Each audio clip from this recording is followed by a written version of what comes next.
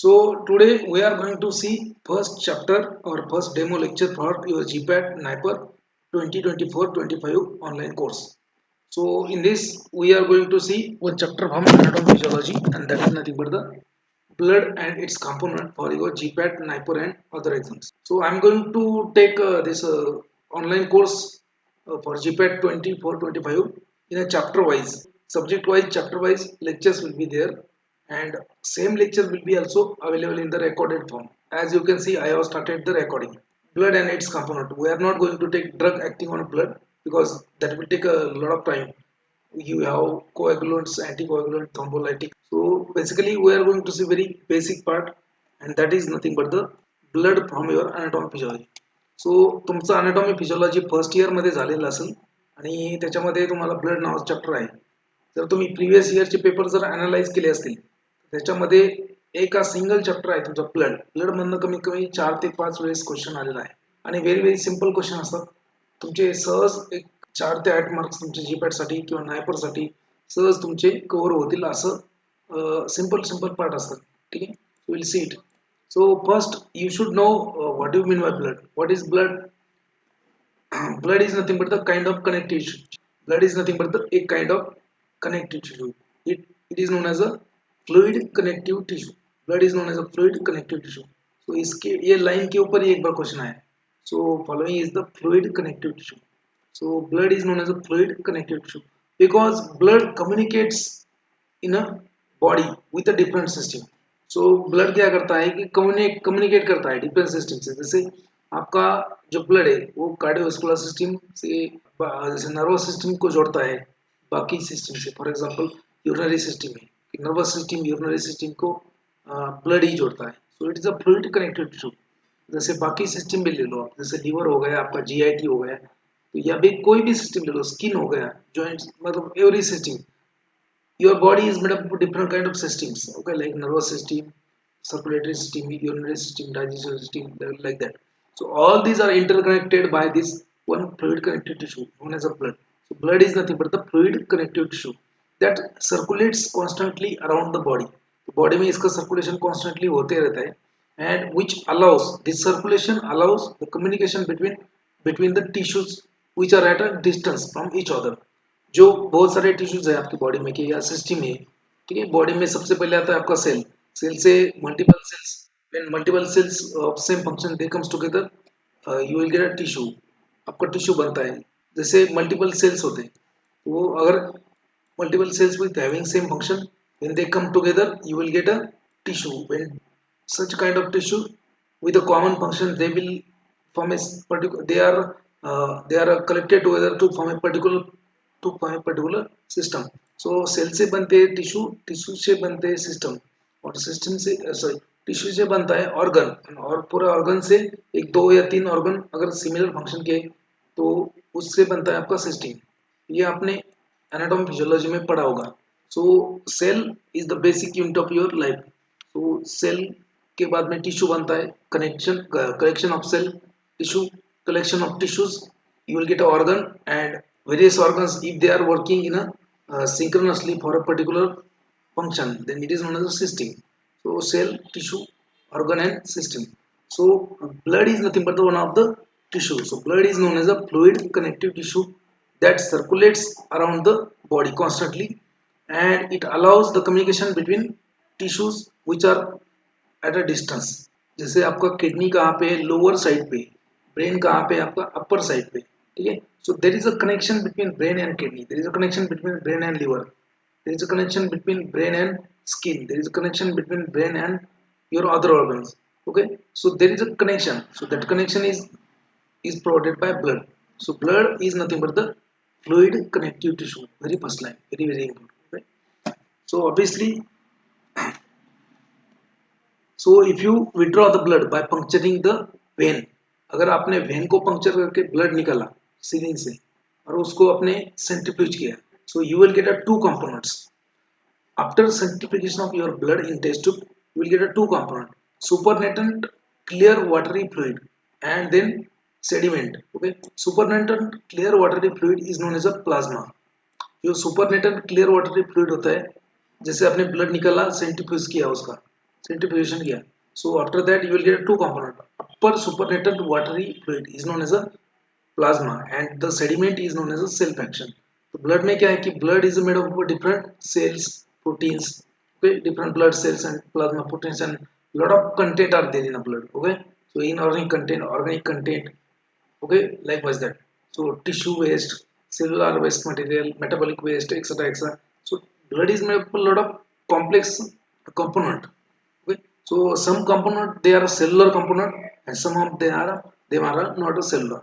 So if you centrifuge your blood, if you withdraw the blood and if you centrifuge in a centrifuge machine, so you will get a two distinct part of blood: upper clear watery supernatant fluid known as a plasma and whatever settle downs जो नीचे settle होता है उसको बोलते हैं cellular fraction. इसमें सब blood cell होती है. Okay, so after centrifugation in the test tube supernatant clear watery fluid is nothing but the plasma and sediment is nothing but the cell fraction. So blood में कितना plasma होता है कितना cellular fraction. Your blood has a plasma which is a 55%. Blood में आपका 55% plasma होता है that is supernatant clear watery fluid and cellular fraction कितना होता है आपका 45%. So 45% is cellular fraction which is known as sediment. अभी सेल फ्रैक्शन मतलब क्या है तो इसमें सब ब्लड सेल रहेंगे जैसे आरबीसी डब्ल्यूबीसी लिपोसाइट्स वगैरह वो सब सेलुलर फंक्शन बिकॉज सेल में क्या होता है कि न्यूक्लियस होता है सेल का एक प्रॉपर आपका डेंसिटी होता है. So your plasma proteins and other liquid part of your sell your blood they as a less dense they are less denser than your blood cell. So blood cell after centrifugation they settle down and you get a cellular fraction at the bottom in the centrifugation tube. So याद रखो plasma होता है 55%, cell fraction होता है 45%. okay? Now what is the normal value of blood? कि हर एक इंसान के शरीर के अंदर कितना ब्लड होना चाहिए. What is the normal value of blood?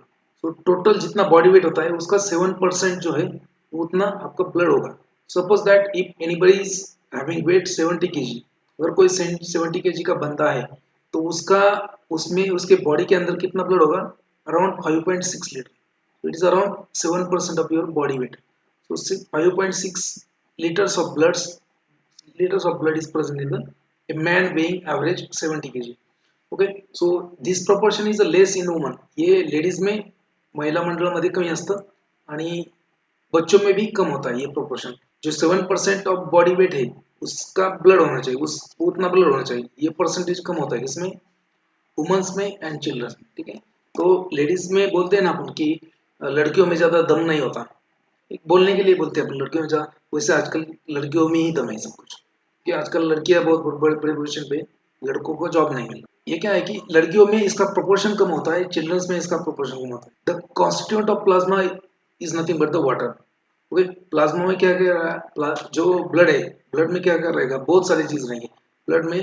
ठीक है, प्लाज्मा में क्या रहेगा प्लाज्मा में 90 to 92% क्या रहेगा वाटर रहेगा. सो इसके ऊपर भी क्वेश्चन आए. So in the plasma what is plasma? The supernatant clear watery fluid after the centrifugation of your blood. So what we get plasma. In that plasma, what is main constituent? So 90-92% is the water, and along with that, some dissolved gases are there. Some suspended substances are there. For example, plasma proteins. Okay. So what are the different components of your plasma? You have to remember this. ये आपको important है. तो plasma में क्या क्या हो सकता है 90% तो 92% तो वाटर आएगा आपका. बाद में प्लाज्मा प्रोटीन्स आता है इनऑर्गेनिक प्लाज्मा प्रोटीन जैसे बहुत सारे होते हैं जैसे अल्बुमिन ग्लोबुलिन. ओके, अल्बुमिन हो गया ग्लोबुलिन हो गया ट्रांसपेरिन हो गया ट्रांसकॉटिन हो गया आपका देन आपका हीमोग्लोबिन हो गया. So there are lot of plasma proteins present in the plasma. Then inorganic salts. Inorganic salts like sodium chloride, potassium chloride, then other inorganic acids and their salt, lactic acid and all that. And nutrient means in that you have carbohydrate, proteins, lipids, vitamins. All these are the nutrients. They are also present in the blood. अगर blood में nutrient नहीं होंगे तो cell कैसे जिंदा रहेंगे. So obviously so plasma proteins होता है इनऑर्गेनिक सॉल्ट होता है न्यूट्रिएंट्स होता है. They are principally from digested food. जो भी डाइजेशन होके जितना भी न्यूट्रिएंट बनता है carbohydrate protein lipids so all that is absorbed in the blood and that is present in the blood. Then along with that waste material, so cellular waste or metabolic waste, that is also present in the plasma. Then again secretions, for example hormones etc. So these are the component of plasma. Plasma में क्या क्या रहेगा आपका 90% क्या रहेगा 90-92% क्या रहेगा आपका water. Okay, so plasma is made up of 90% water, you have to remember. And along with that it will have some suspended substances, okay, and dissolved gases. Okay, so suspended substances like protein, plasma protein, so albumin, globulin, जो भी plasma proteins रहेंगे वो inorganic salts, तो जो sodium chloride, potassium chloride, iodide वगैरह जो inorganic salts होते हैं बॉडी के लिए essential, so all that also present the plasma. Then nutrients, carbohydrate, proteins, lipids, then vitamins and all that. So all that nutrients are also present in the plasma. They are mostly they are absorbed from the digested food. They directly come to systemic circulation, blood में रहते हैं. Then waste material, waste material मतलब जो भी आपके cellular metabolism होता है, जैसे ग्लाइकोलिसिस के बाद में वेस्ट, फिर जो भी आपका ब्रेक डाउन होने के बाद में, so whatever waste product, for example lactic acid et cetera, lactic acid, creatinine, and all that. So that urea is the main principal. Urea, ammonia. So all that are present in the blood, waste material. Then hormones. So whatever secretion of exocrine gland, endocrine gland. So they are also present in the plasma. Okay. Along with that, dissolved gases. So आपके plasma में dissolved gas कौन सा रहेगा? Oxygen रहेगा, carbon dioxide रहेगा, dissolved gases. So these are the components of your plasma. Blood is made up of two fractions. First one is a plasma and second one is a cell fraction. अगर आपको blood को अपने centrifuge किया तो आपको दो component मिलते हैं. प्लाज्मा के कंपोनेंट क्या है? इतने सारे. ठीक है, अभी ब्लड के कंपोनेंट क्या है वो अपन ये जहाँ पे देखा, इफ यू सेंट्रीफ्यूज ब्लड, अपने ब्लड ले लिया टेस्ट ट्यूब में विड्रॉ करके और अपने सेंट्रीफ्यूज किया, so what will happen, you will gate two distinct portions. आपको दो डिस्टिंक्ट पोर्शन मिलेंगे. तो नीचे वाला पोर्शन क्या है? सेलुलर पोर्शन है जो 45% होता है, इसमें सब ब्लड सेल रहेंगे. जो सुपरनेटेंट क्लियर वाटरी फ्लूइड है उसको क्या बोलेंगे? प्लाज्मा. सब इसमें क्या रहेगा? 90% वाटर, बाकी प्लाज्मा प्रोटीन्स, सॉल्ट्स वगैरह. Try to please mute yourself. If anybody's mic is on, please mute yourself. Then if you withdraw the blood and if you keep that blood in a test tube, आपने क्या किया कि test tube में रख दिया उसको ऐसे ही, उसको सेंट्रीफ्यूज नहीं किया. So what will happen if you have withdrawn the blood and kept in a test tube and keep that test tube aside? So what will happen?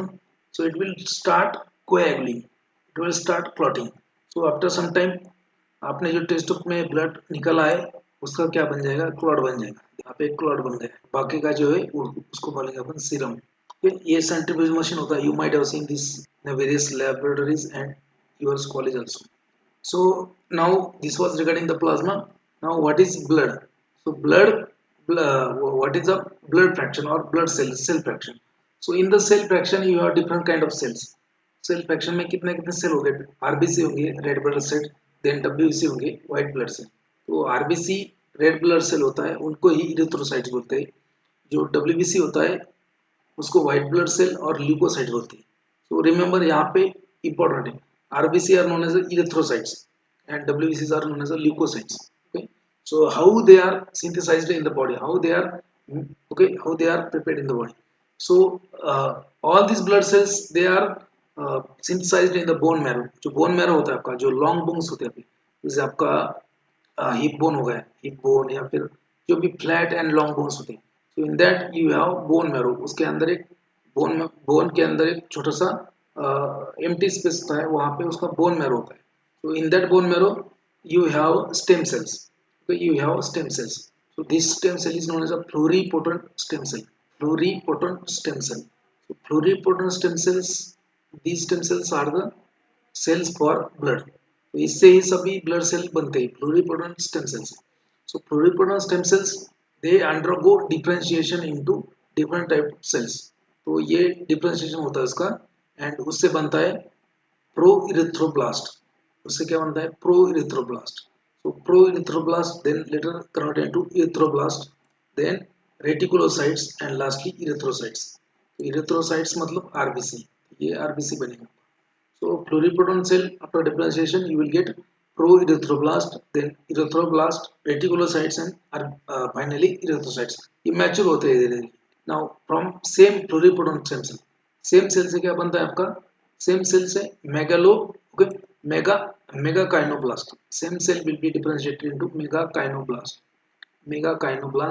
And then that is converted to megakaryocyte, then later on platelets. ठीक है, तो पहले pluripotent stem cell से proerythrocyte बनेगा। पहले मतलब ये एक ही सेल से बनता है, सभी ब्लड सेल एक ही स्टेम सेल से बनते हैं। तो अगर प्लूरिपोटेंट स्टेम सेल डिफरेंशिएट हो गया प्रो इरिथ्रोब्लास्ट से, तो उसका इरिथ्रोब्लास्ट बनेगा, रेटिकुलोसाइट बनेगा, और लास्ट में क्या बनेगा, इरिथ्रोसाइट्स और RBC.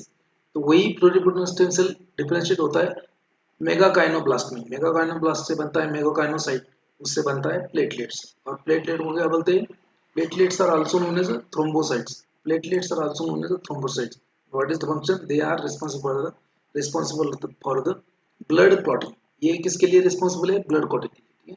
Now from the same pluripotent stem cell again, okay, again they differentiate into another type, they differentiate into another type known as a myeloblast। ये माइलोब्लास्ट में डिफरेंशिएट होगा, हो गए डिफरेंशिएशन होगा उसका। And from myeloblast again there are three basophil myelocytes are there, they are synthesized, eosinophil myelocytes are synthesized, and neutrophil myelocytes। Okay, so from each basophil reticulocytes, eosinophil reticulocyte or neutrophil reticulocytes, you are going to get your WBCs like basophil from basophil myelocytes, eosinophil from eosinophil myelocyte, neutrophil from neutrophil। So इसका differentiation कैसे होता है, why they are known as basophil, eosinophil and neutrophil, because of the staining। So ये अपन next slide में देखेंगे। So these are the WBCs। Okay, now these three okay, these three basophil, basophil, neutrophils and eosinophils, ये जो तीन होता है basophil, neutrophils and eosinophils. so these three cells, they will have a nucleus and granules in the their cell। so इसमें nucleus होगा, polymorphonuclear nucleus. जैसे ये इसमें तीन न्यूक्लियस है, तो इसमें देखो ग्रेन्यूल्स भी है, डॉट डॉट वाली grain. so they are known as a granulocytes, they are known as a granulocytes। so जिसमें ग्रेन्यूल्स होंगे, जिसमें न्यूक्लियस और ग्रेन्यूल्स होंगे, उसको बोलेंगे granulocytes। Okay, so mostly basophil, eosinophil and neutrophils, they are granulocytes। तो इसमें न्यूक्लियस नहीं होता है, जो आरबीसी होता है उसमें न्यूक्लियस नहीं होता है। That's why RBC can not divide and redivide, इसमें न्यूक्लियस नहीं होता है, तो ग्रेनुलोसाइट्स में होता है। Again from pluripotent stem cell themself, इससे ही क्या बनता है, मोनोब्लास्ट बनता है। Pluripotent stem cell differentiated into monoblast. Again from monoblast you will get a monocytes, okay, monocytes, then again pluripotent stem cell, they differentiate into lymphoblast। lymphoblast नाम का differentiation होगा lymphoblast। lymphoblast से बनेगा आपका lymphocyte। lymphocyte में दो type होते हैं, एक होता है टी लिम्फोसाइट, जो थाइमस ग्लैंड जो होता है वहां पे जाके मैच्योर होता है, और एक होता है बी लिम्फोसाइट, जो बोन मैरो में मैच्योर होता है। Okay, so they are T lymphocytes and B lymphocytes. ये लिम्फोसाइट्स एंड मोनोसाइट जो होते हैं, monocyte and lymphocytes, so they will not have granules in their nucleus, that's why they are known as agranulocytes। तो यहाँ पे आपका question उसी तरीके से आता है जैसे मैंने बोला है कि one of the following is not a one of the following type of blood cell will not have granules in their structure. तो देखो ग्रेनुलोसाइट्स कौन थे, ये तीन, ठीक है, ये तीन कौन से granulocytes, basophil, eosinophil and neutrophils, they are granulocytes। then monocytes, lymphocytes, monocytes and lymphocytes, monocytes and T lymphocyte, B lymphocyte, they are known as a granulocyte। तो ये इंपॉर्टेंट है।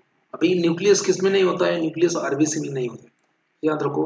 आरबीसी और एरिथ्रोसाइट्स और red blood cell will not have nucleus in the structure, and that's why RBC can not divide and redivide. बाकी जो sales है जिसमें nucleus होता है वो रीडिवाइड हो सकते हैं, उनका मल्टीप्लिकेशन हो सकता है, बट आरबीसी का मल्टीप्लिकेशन नहीं होता। दैट्स व्हाई आरबीसी का एक पर्टिकुलर लाइफ स्पैन होता है, ठीक है, वो लाइफ स्पैन के बाद में वो इसका डिस्ट्रक्शन हो जाता है, डिस्ट्रक्शन के बाद में फिर से नया बनाना पड़ता है उसको। लाइकवाइज दैट बाकी के जिसमें ग्रैनुलोसाइट्स जो है, बाकी जिसमें न्यूक्लियस होता है, उनका भी लाइफ स्पैन होता है, बट उनका डिफरेंशिएशन भी हो सकता है। आफ्टर लाइफ स्पैन वो डिफरेंशिएट हो जाते हैं, टू डिवाइड नया सेल बनता है उससे, ठीक है। लेकिन आरबीसी का लाइफ स्पैन होने के बाद में उसका डिस्ट्रक्शन हो जाता है। Okay, so what is RBC, they are also known as erythrocytes, they are also known as erythrocytes, red blood cells और erythrocytes. Now, what is the main function of this red blood cell? So the main function of red blood cell in the blood is nothing but the to carry the gases. The main function is nothing but the gas transport, to carry the oxygen and carbon dioxide. Okay, to carry the oxygen. Okay, so that is the main function of your RBC, to supply the oxygen to various tissues for metabolism. Okay, so mainly, so what is the main function? To carry the gas or to transport the gas, mainly gas, mainly oxygen, but also sometimes they carry some amount, they carry carbon dioxide. Carbon dioxide and oxygen is carried in a various body compartment, various body cells and tissue via blood. What is the main component for transport? RBC. तो RBC अगर आपके body में कम हो गई तो क्या होता है, आपको जल्दी थकान आ जाती है, पल्पिटेशन होता है ना, आपका एनर्जी नहीं रहता. So that's why RBC anaemia हो जाए. आरबीसी का मेन फंक्शन होता है transport of oxygen and carbon dioxide. कितना most abundant, they are the most abundant cell in the blood. सबसे मोस्ट अबंडेंट होता है, अबंडेंसी क्या है इसका, 99%. Most abundant 99% of all blood cell. तो सबसे ज्यादा आरबीसी ही रहता है उसमें. Now they are 7 micron in the size. They are bye concave in the nature, biconcave disc. तो उनका कैसा शेप होता है, biconcave disc shaped RBC होता है. 7 माइक्रोन का उसका साइज होता है. क्वेश्चन आ चुका है इसका. They are without nucleus. इसमें क्या है, न्यूक्लियस नहीं रहता. You can see the RBC. Okay, what how it is nothing but the biconcave disc shaped without nucleus. They are the most abundant, that is 99% abundance in them. Most abundant blood cell होता है. सबसे blood में सबसे ज्यादा पाया जाने वाला cell कौन सा होता है, आरबीसी. अबंडेंट मतलब क्या, सबसे ज्यादा पाया जाने वाला आरबीसी होता है. ठीक है. Now what is the life span of your RBC. तो क्वेश्चन 2-3 बार आ चुका है इसके ऊपर. तो life span of RBC is around 120 days. कितना होता है, 120 डेज. लाइफ स्पैन कितना होता है, 120 डेज. क्वेश्चन इसका वेरियस एग्जाम में पूछा है, डीआई के एग्जाम में पूछा है, जीपैट में. आजकल जीपैट में क्या है, आजकल अभी सिंपल सिंपल क्वेश्चन नहीं पूछ रहे, अभी कॉम्प्लिकेटेड क्वेश्चन पूछ रहे हैं. बट ये ऑलरेडी पूछा गया है कि what is the life span of RBC. 120 days is the life span. अगर लाइफ स्पैन 120 डेज है, 120 दिन तक ही लाइफ स्पैन है उसका, तो उसके बाद में क्या होगा. So after 120 days they are destroyed. Okay, so lifespan of RBC is nothing but the 120 days, because these RBC will not have nucleus in the cell. They cannot divide and must be supplemented from the red bone marrow. After life span of RBC तो वो divide नहीं हो सकती क्योंकि उसमें nucleus नहीं है. तो फिर से वो नए वाले आरबीसी सप्लाई करना चाहिए. कहाँ से होता है सप्लाई, रेड बोन मैरो से continuously. So after the life span of your RBC, life span खत्म हो गया, 120 दिन हो गए, अभी क्या होगा RBC. So new RBC will be developed within 7 days by the process of erythropoiesis. अभी 120 दिन तक उसका लाइफ स्पैन है, उसके बाद में उसका क्या होगा, they are destroyed. where they are destroyed, they are destroyed in the spleen. ये कहाँ पे डिस्ट्रॉय होता है आरबीसी का, स्प्लीन में डिस्ट्रॉय होता है. यू हैव टू रिमेंबर, उसके ऊपर क्वेश्चन आ चुका है. So where they are destroyed, they are destroyed in the spleen. Spleen जो ऑर्गन होता है आपका, उसमें वो उनका डिस्ट्रक्शन होता है. उसका डिस्ट्रक्शन होने के बाद में जो प्रोटीन्स अलग होंगे और जो आयरन वगैरह, हीम वगैरह, वो अलग होगा, वो अपन देखेंगे.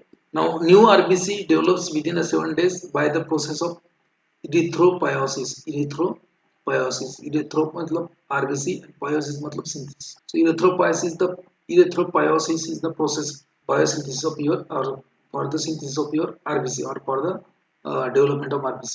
Now for the development of new RBC you need factors like vitamin B12. यहाँ पे विटामिन B12 लगता है आपको, और फॉलिक एसिड लगता है. Folic acid and vitamin B12 is required for RBC synthesis. ये बहुत ही इंपॉर्टेंट होता है. यहाँ पे विटामिन B12 एंड आपका फॉलिक एसिड लगता है. एंड दैट्स वाई अगर आप में विटामिन B12 का डेफिशिएंसी हो गया है बॉडी में, अगर आपके बॉडी में विटामिन B12 डेफिशिएंसी हो गया या फिर फॉलिक एसिड का डेफिशिएंसी हो गया, तो आपको क्या होगा, आपको होगा pernicious anaemia. So if your body is deficient in the vitamin B12, what will happen? You will suffer from pernicious anemia. इसके ऊपर भी क्वेश्चन आ चुका है. Deficiency of vitamin B12, pernicious anaemia. Folic acid का भी डिफिशिएंसी हो गया तो आपको चिलोसिस वगैरह हो जाएगा. चिलोसिस मतलब आपके लिप्स के ऊपर ब्रेक आएंगे, आपके लिप्स वहाँ पे आपका छाले हो जाएंगे मुंह में वगैरह. तो ये इंपॉर्टेंट है. Now hormones that regulate the RBC production. RBC का प्रोडक्शन कौन रेगुलेट करता है, कौन मॉनिटर कर रहा है. ठीक है. तो आरबीसी का प्रोडक्शन मॉनिटर क्यों करना है, क्योंकि उसका लाइफ स्पैन 120 दिन है. 120 दिन के बाद में उसका डिस्ट्रक्शन होता है, फिर से नए वाले आरबीसी आना चाहिए. तो वो जो पूरा प्रोसेस है उसको रेगुलेट करने वाला कौन है? सो हार्मोन्स और hormone that regulate the RBC production is nothing but the erythropoietin. Question इसके ऊपर आ चुका है. Erythropoietin is the hormone which regulate the RBC production. Now this hormone is produced in the kidney. This hormone is produced in the kidney from which stimulate the erythropoiesis. ये hormone kidney में बनता है erythropoietin और वो क्या करेगा? Stimulate the erythropoiesis. erythropoiesis क्या है? Process of making of RBC ये करता है erythropoiesis. And this hormone is regulate the process of erythropoiesis is regulated by negative feedback mechanism. तो वो क्या हो बाद में बोलूँगा. ठीक है.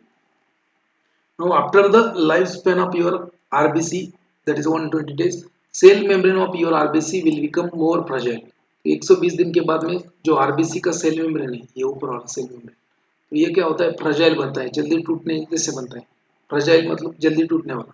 After 120 days, the membrane of RBC will become fragile and it is susceptible for the hemolysis.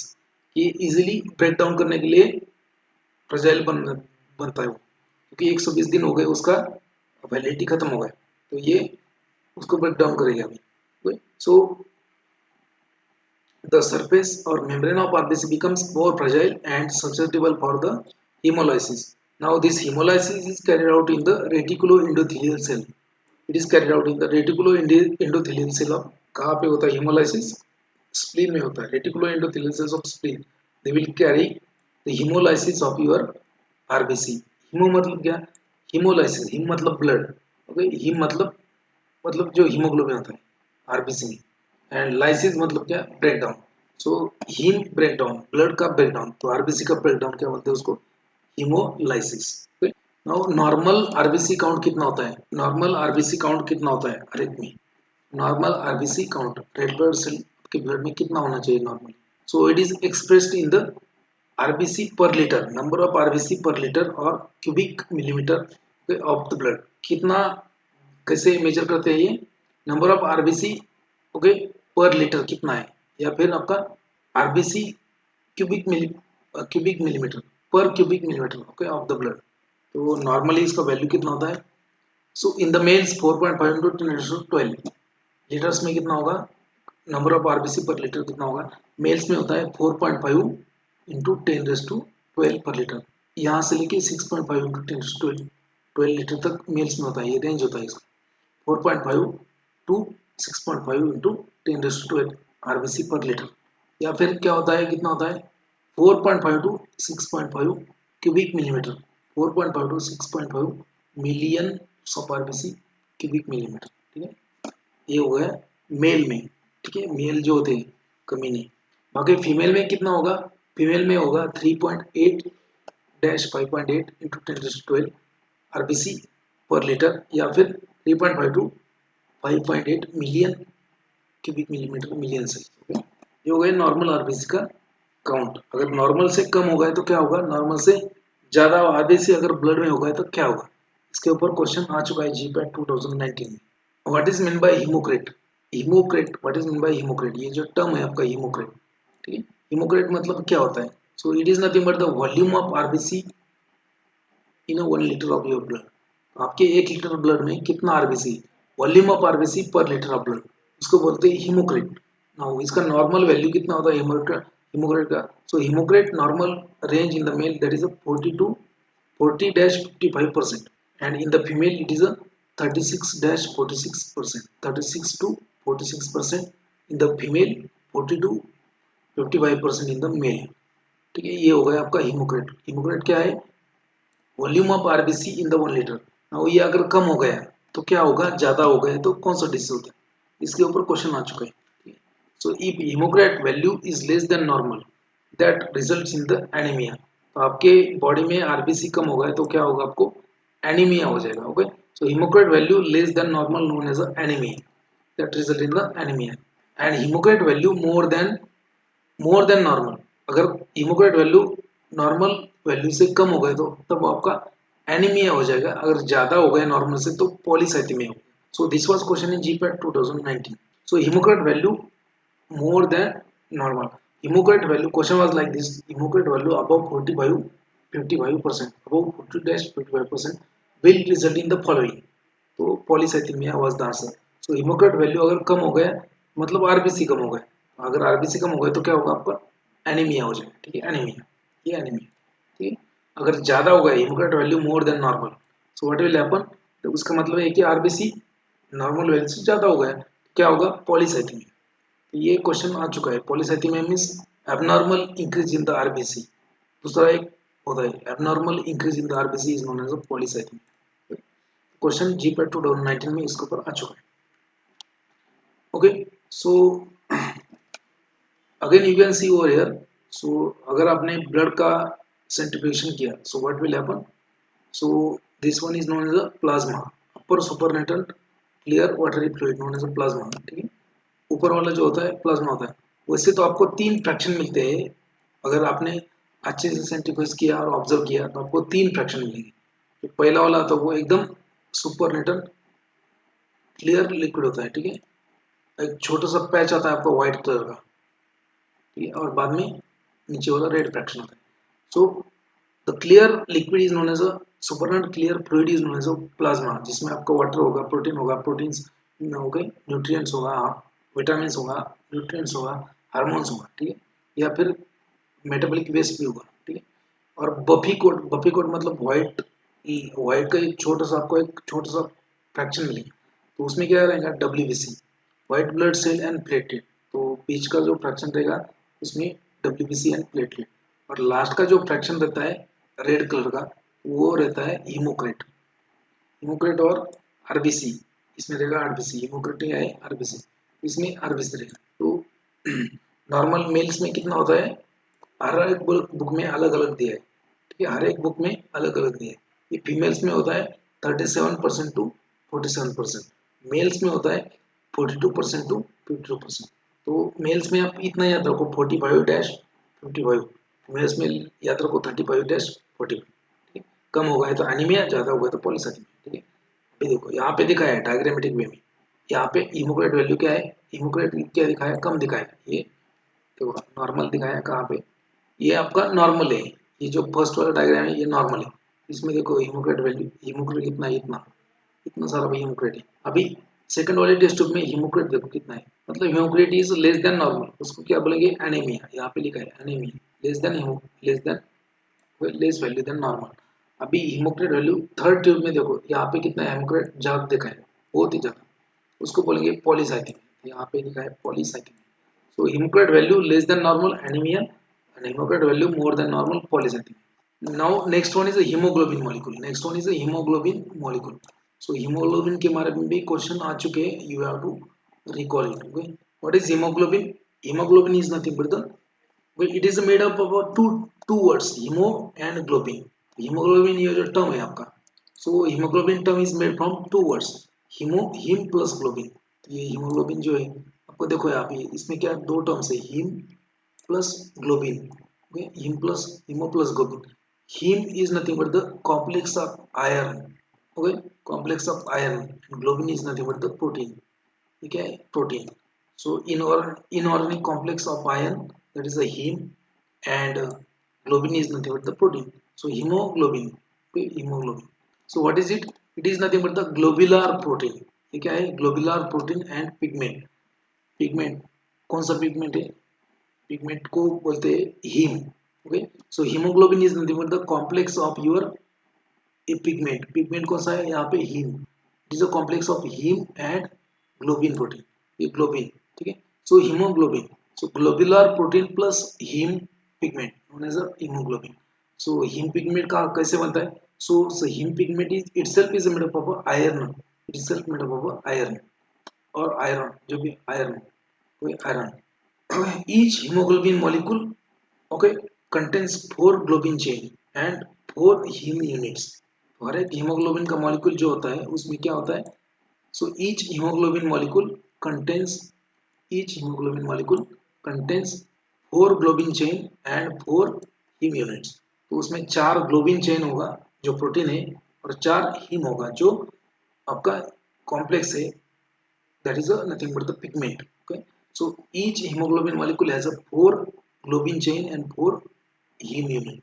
So each of one, जो 4 heme unit होते हैं, So each unit of heme will have a will carry और will have a one iron atom. तो जो 4 unit होते हैं haem के, एक हीमोग्लोबिन मॉलिक्यूल में 4 ग्लोबिन होते हैं और 4 हीम यूनिट होती है. एक हीम यूनिट में क्या होता है, एक आयरन होता है, मतलब एक आयरन मॉलिक्यूल होता है. एक हीमोग्लोबिन में कितने आयरन मॉलिक्यूल हो गए, 4. So each haemoglobin will have 4 iron molecules or iron atom. So hemoglobin will carry 4 oxygen. So one ferrous will carry 1 oxygen. Likewise, one molecule of hemoglobin will carry 4 oxygen. Question इसके ऊपर आ चुका है, यहाँ पे underline किया मैंने, देखो. One molecule of haemoglobin will carry 4 molecules of oxygen. As it is question आ चुका है, how many number of oxygen molecule is carried by one globin molecule, one hemoglobin molecule. तो एक हीमोग्लोबिन मॉलिक्यूल आपका 4 molecule of oxygen carry करता है. क्यों? कि उसमें 4 ग्लोबिन होते हैं और 4 हीम यूनिट होते हैं. एक हीम में क्या होता है, एक हीम यूनिट में क्या होता है, एक आयरन होता है, मतलब फेरस होता है. तो एक फेरस एक ऑक्सीजन को कैरी करता है. तो टोटल एक हीमोग्लोबिन का मॉलिक्यूल है वो 4 ऑक्सीजन कैरी करेगा. एज इट इज क्वेश्चन इसके ऊपर आ चुका है. Remember, each haemoglobin molecule will carry 4 oxygen. Question इसी टाइप के क्वेश्चन आते हैं. each hemoglobin molecule will carry 4 oxygen molecule. Okay, so iron carried in the blood stream, whatever iron is there, so that after absorption it is carried into blood stream and it bounds to transport protein. तो iron जो है वो free में blood में available नहीं रहता है, मतलब फ्री फॉर्म में. so it is always present in a bound form. so after absorption of iron from dietary source, जो भी खाना खाते हो आप उसमें से आयरन जो मिलता है आपको, वो ब्लड में जाने के बाद, एब्सॉर्ब होने के बाद, वो एक प्रोटीन को बाउंड करता है. वो प्रोटीन का नाम क्या है, transferrin. Okay, so iron carried in the blood from the your GIT that bounds to transport protein known as a transferrin. तो ट्रांसफेरिन क्या है, आयरन ट्रांसपोर्ट प्रोटीन. तो यहाँ पे इसके ऊपर भी एक बार आई थिंक क्वेश्चन आ चुका है. ट्रांसफेरिन क्या है, iron. What is it, iron transport protein. Transferrin is an iron transport protein. Now, okay, so you can see over here life cycle of RBC. कि लाइफ साइकिल आरबीसी में क्या क्या changes होंगे. तो सबसे पहले तो क्या होता है, तो first of all your bone marrow. आपका जो बोन मैरो होता है, रेड बोन मैरो, तो उसमें क्या होता है कि प्लुरिपोटेंट सेल से क्या बनेगा, बाद में प्लुरिपोटेंट सेल से बनता है प्रो इरिथ्रोब्लास्ट. तो प्रो इरिथ्रोब्लास्ट से बनता है इरिथ्रोब्लास्ट, देन बनता है इरिथ्रोसाइट्स, है ना. उसके बाद में आरबीसी बनता है. तो erythroblast in the red bone marrow. ठीक है, ये रेड बोन मैरो में क्या है, erythroblast.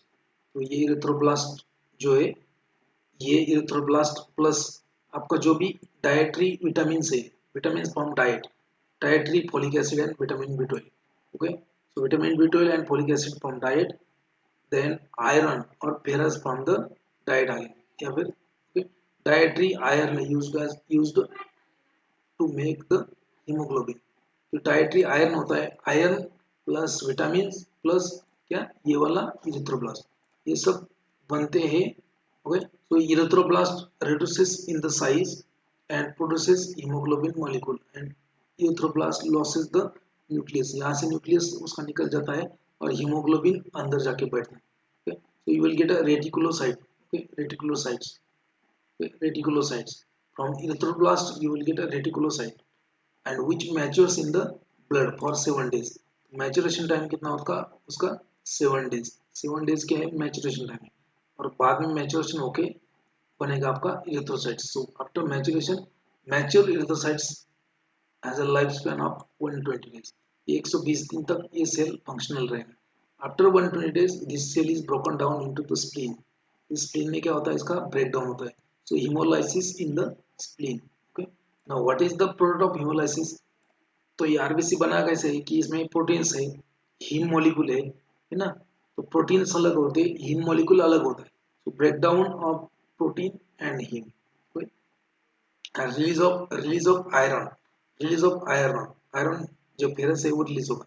So whatever iron is released, that is recycled in the for the formation of RBC again. And now what is the heme? Heme molecule is released. From that heme molecule, bilirubin, biliverdin and bile acids. Okay, bile salt. Sodium taurocholate, sodium glycocholate. So break down product of your RBC क्या होगा आपका, तो haem and globin. तो ये जो globin होता है, globin से बनता है आपका बिलिरुबिन. ओके. सो जो भी हीम हीम कॉम्प्लेक्स है उसमें का आयरन निकल के बाद में जो बचा है उससे बनता है आपका bilirubin. What is bilirubin? They are nothing but the bile acids. Bilirubin, bilirubin. Okay. So all these are the bile acid. तो बाइल कहाँ से बनता है आपका? गॉल ब्लैडर में जो स्टोर होता है बाइल. बाइल जो आपके लिपिड्स जो होते हैं उसके लिए बहुत ही इंपॉर्टेंट होता है. For absorption of lipids you need a bile synthesised from, that is a breakdown product of your RBC. RBC का ब्रेकडाउन होने के बाद ही ये बनता है. You can see over here the haemoglobin molecule. ये हीमोग्लोबिन मॉलिक्यूल है. So you can see there are 4 chains. एक लाइट ब्लू चेन है और एक है डार्क ब्लू चेन. एक है लाइट रेड चेन और ये होता है dark red chain. So there are 4 globin. So all these are the globin chains. There are 4 globins and whatever these ball-like structure are there. So that is known as iron containing groups. That means heme. So these are the 4 heme. Okay. So iron containing groups. So in each hemoglobin molecule there are 4 heme molecules and 4 globin chain.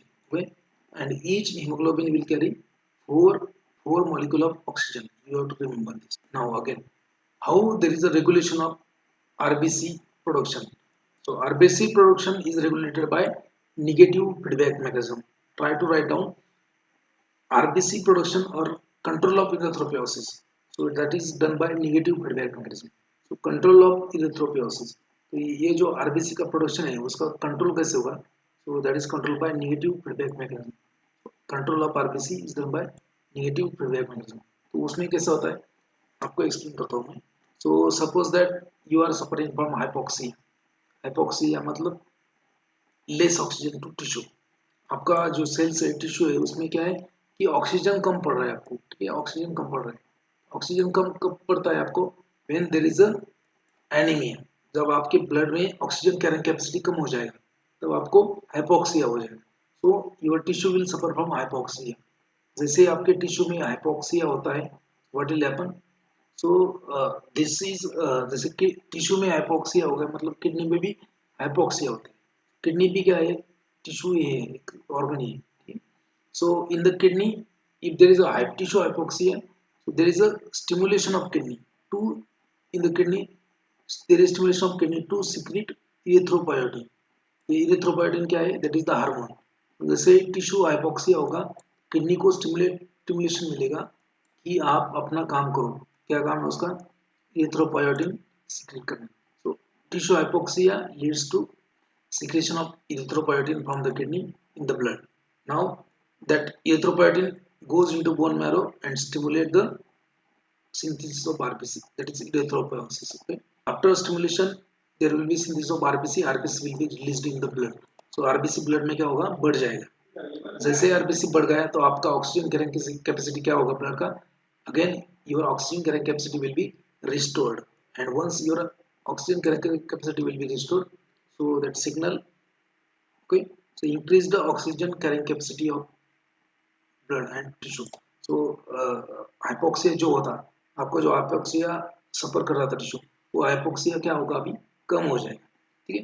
जैसे ही tissue को hypoxia होता है एक signal मिलता है kidney को, erythropoietin बनाओ. erythropoietin बनता है, ब्लड में आता है, ब्लड से बोन मैरो में जाता है. वहाँ पे उसका काम क्या है कि erythropoiesis स्टिमुलेशन करना है. erythropoiesis तो आरबीसी बनाएगा, आरबीसी ब्लड में बढ़ जाएगा तो ऑब्वियसली आपका ऑक्सीजन कैरिंग कैपेसिटी बढ़ जाएगा.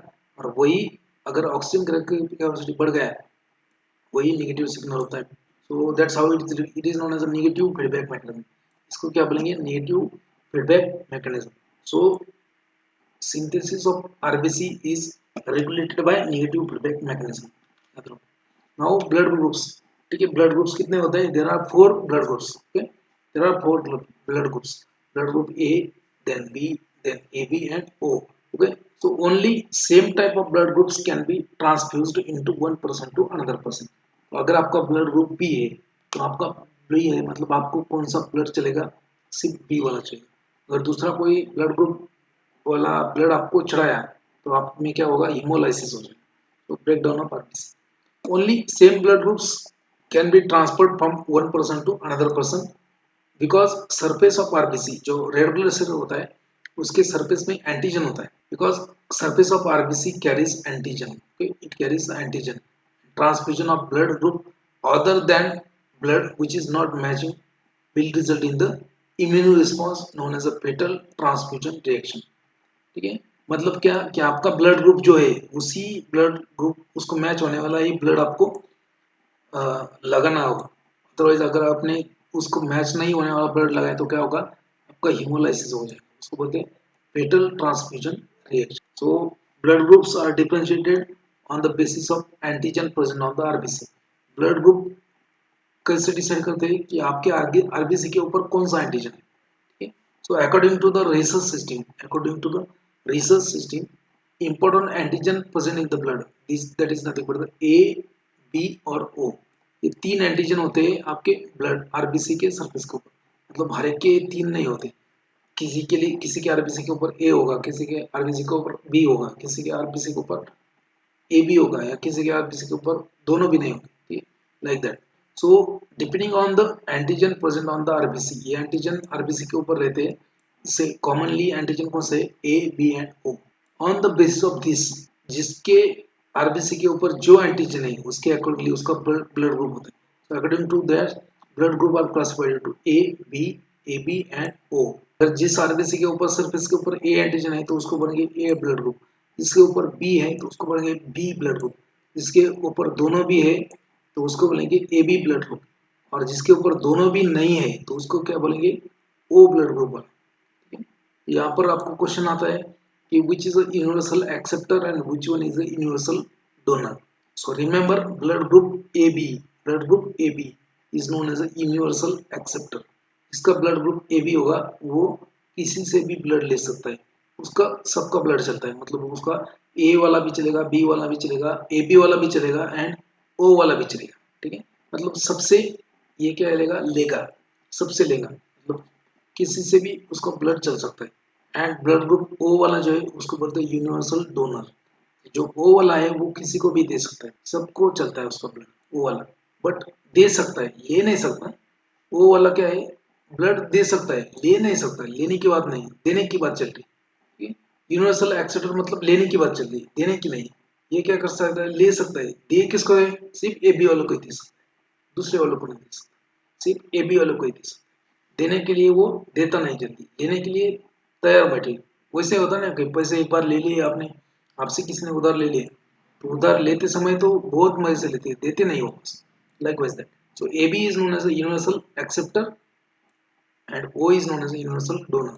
ठीक है, नाउ ए 55% पॉपुलेशन, जैसे मान लीजिए आपके पास यहाँ पे 100% पॉपुलेशन अगर कंसिडर किया, out of that 55% population will have either A B or A B antigen on their RBC. So उनके ब्लड ग्रुप कितने होंगे, ए B or A B, A B or A B. तो 55% पॉपुलेशन जो होता है उसका आइदर ए blood group होता है, आइदर बी ब्लड ग्रुप होता है, या फिर ए बी ब्लड ग्रुप. तो रिमेनिंग 45% जो बचे उसके सरफेस के ऊपर, आरबीसी के सरफेस के ऊपर कौन सा भी एंटीजन नहीं रहता. तो उसके लिए उनका जो ब्लड ग्रुप वो होता है ओ. तो 55% पॉपुलेशन जो है उसका आइदर ए ब्लड ग्रुप होगा, बी ब्लड ग्रुप होगा, या फिर ए बी ब्लड ग्रुप होगा.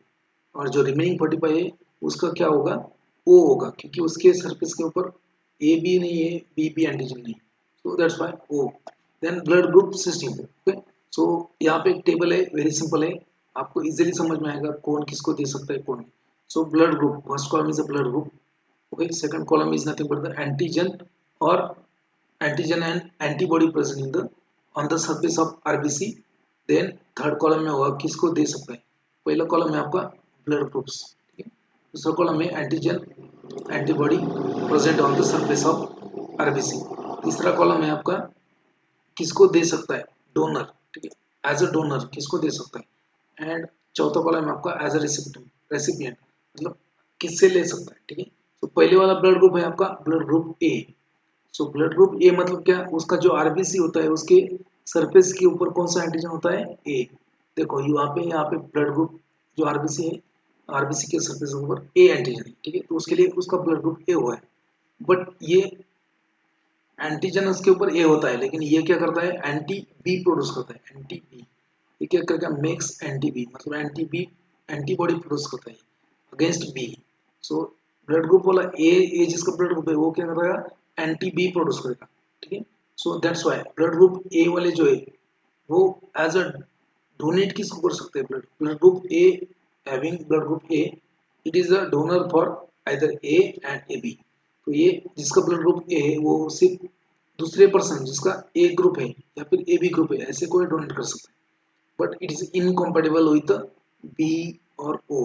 मतलब ये ए वाले जो है ना वो बी को ब्लड नहीं दे सकते, या फिर ए वाले जो है वो ओ को नहीं दे सकते एज अ डोनर, सिर्फ ए को एंड ए बी को ही दे सकते हैं। नाउ एज अ रिसिपिएंट किससे ले सकते हैं, तो ये सिर्फ देखो ब्लड ग्रुप ए बी, इसमें सिर्फ एक तो लेने वाले को नहीं कि उसके जैसा होना चाहिए उसको, या फिर यूनिवर्सल यूनिवर्सल डोनर होना चाहिए। यूनिवर्सल डोनर कौन है, ओ से ले सकते हैं और ए से ले सकते हैं। so, जिसका ब्लड ग्रुप ए है वो सिर्फ ए से ही ले सकता है या फिर ओ से ले सकता है, because it is incompatible with A, it is incompatible with B and A B. तो बी जो होता है बी के ऊपर एंटी ए होता है, एंटीबॉडी एंटी ए। तो ए अगर ले बी ब्लड ग्रुप अगर ए ने लिया तो उसको एंटीबॉडी एंटीजन रिएक्शन हो जाएगा, हेमोलाइसिस हो जाएगा, सो it is incompatible. So that's why it is not compatible with the B and AB. As a donor, it can donate blood group to other person having blood group A or AB. As a recipient, it can receive blood from other person which is having A blood group or O blood group. ठीक है। Now second आपका blood group होता है B, blood group B, तो antigen B रहेगा, RBC के ऊपर क्या रहेगा, एंटीजन B। तो ये इसके आरबीसी के ऊपर एंटीजन B रहता है, दैट्स व्हाई इसको बोलते हैं ब्लड ग्रुप बी, ठीक है। बट ये क्या करता है, एंटी ए बनाता है, एंटीबॉडी ए बनाता है, makes anti A, that's why it can donate to, it can donate the blood to other person having blood group B or AB, okay, but it cannot donate to other person which is having blood group A or O, because अगर A को देंगे तो A के ऊपर क्या है, antibody B है, तो B वाला A को नहीं चलेगा, A वाला B को नहीं चलेगा। एज अ डोनर एक में को दे नहीं सकती, एक में को क्या करेंगे, दे नहीं सकती, क्योंकि उसके एंटीबॉडी जो बनता है उसमें वो अपोजिट होता है। तो ये वाला बी एंटीबॉडी बनता है, बी वाला ए एंटीबॉडी बनता है, ए को बी को नहीं चलेगा, ए का ब्लड बी को नहीं चलेगा, बी का ब्लड ए को नहीं चलेगा, ठीक है। जो बी वाला होता है एज अ रेसिपिएंट, ये कहाँ से किस से ब्लड ले सकता है, तो लेने के लिए क्या है, उसको आइदर सास उसके जैसा होना चाहिए, मतलब those person which is having blood group B, it can take blood from that person और यूनिवर्सल डोनर। तो देखो यहाँ पे ए बी जो ब्लड ग्रुप है उसको इजीली सिंपल आपको समराइज करना है, देखो ठीक है। तो जिसको ब्लड ग्रुप ए है या फिर बी है वो कौन सा ब्लड ले सकता है, तो ए वाला एक तो दूसरे ए वाले से ये ले सकता है, या फिर यूनिवर्सल डोनर जो ओ है उससे ले सकता है। जो बी वाला है एक तो बी से ही ले सकता है या फिर यूनिवर्सल डोनर जो है उससे ले सकता है, बाकी से किससे चलेगा नहीं। हाँ, डोनेट किसको कर सकता है, ए वाला जो है वो सिर्फ ए को ही डोनेट कर सकता है, और जिसमें जिसके ए बी है उसको डोनेट कर सकता है, जिसमें ए बी है। बी वाला भी वैसे ही बी को ही डोनेट कर सकता है या फिर ए बी को डोनेट कर सकता है। नाउ तीसरा होता है blood group A B, third group है ए बी। तो इसके ऊपर सरफेस के ऊपर एंटीजन होगा, ए एंड बी दोनों एंटीजन होते हैं, बट ये जो है ए बी वाले ये कौन सा भी एंटीबॉडी नहीं बनाते, मिक्स नाइदर एंटी ए और एंटी बी, तो ये एंटीबॉडी नहीं बनाते, दैट्स व्हाई ए बी के लिए, ठीक है, ए बी के लिए सबके ब्लड ग्रुप चलेगा, क्योंकि it is known as universal acceptor, okay, universal recipient और यूनिवर्सल एक्सेप्टर। तो ये इसके ऊपर एंटीबॉडीज नहीं बनती, इसलिए ये किस से भी ब्लड ले सकते हैं, एंटीजन एंटीबॉडी रिएक्शन होगा ही नहीं, लेकिन दे नहीं सकता किसी को भी, सामने वाला कौन सा है उसको क्या मालूम। So like as a donor it is compatible with A B only, ये सिर्फ ए बी वालों को ही ब्लड ग्रुप दे सकता है, that's why it is a rare one, ये ए बी वालों को ही दे सकता है। It is incompatible with A B और ओ, बिकॉज क्यों इनकम्पेटेबल है, देखो बी जो ए में क्या है एंटीबॉडी बी है, बी में क्या है एंटीबॉडी ए है, तो ये दोनों को तो नहीं चलेगा, अगर ये उसको दे दिया तो इसके सरफेस के ऊपर तो एंटीजन दोनों है, ये दोनों एंटीबॉडी है, तो ये रिएक्शन हो जाएगा, ब्रेकडाउन हो जाएगा, और वो का हम बाद में देखेंगे। और एज अ रेसिपिएंट ये किससे ब्लड ले सकता है, देखो compatible with all groups, universal universal recipient. तो ये क्या है, सबसे ले सकता है, ए से ले सकता है, बी से ले सकता है, ओके, ए से ले सकता है, बी से ले सकता है, ओ से ले सकता है, यूनिवर्सल एक्सेप्टर। लास्ट आपका ब्लड ग्रुप होता है ओ। ओ में क्या है, एंटीजन उसकी सरफेस के ऊपर कौन सा भी एंटीजन नहीं रहता है। There is no antigen on the surface of O blood group, there is no antigen on the RBC the person having O group. तो लेकिन ये ओ वाला जो है, इसकी सरफेस के ऊपर कोई एंटीजन नहीं रहता, लेकिन ये क्या करते हैं, anti A as well as anti B बनाते हैं, एंटीबॉडी बना सकती है, anti A anti B, that's why. So antibody, okay, blood group O is known as a universal donor. तो ये किसको दे सकते हैं, सबको दे सकते हैं, ठीक है, क्योंकि इसमें एंटी ए एंटी बी है, इसकी सरफेस के ऊपर कोई एंटीजन नहीं है। अभी इसके सरफेस के ऊपर एंटीजन नहीं है, तो ये इसको दे दिया ब्लड ए वाले को, तो ऑब्वियसली इसके सरफेस के ऊपर कोई एंटीजन नहीं है, ठीक है। तो एंटीबॉडी अगर बी है तो भी कोई फर्क नहीं पड़ता इसमें, ठीक है। तो अगर ओ वाले ने बी को दे दिया, तो इसके इसमें एंटीजन बी रहता है, एंटीजन एंटीबॉडी ये रहता है, लेकिन इसके सरफेस के ऊपर कोई एंटीजन ही नहीं है, तो यहाँ पे रिएक्शन होने का चांस ही नहीं। अगर अगेन वो वाला ए बी को भी दे सकता है, सेम थिंग, क्योंकि इसमें क्या है, दोनों भी एंटीजन होते हैं लेकिन एंटीबॉडी होता ही नहीं इसमें, तो इसको भी दे सकते हैं। That's why O is known as universal donor.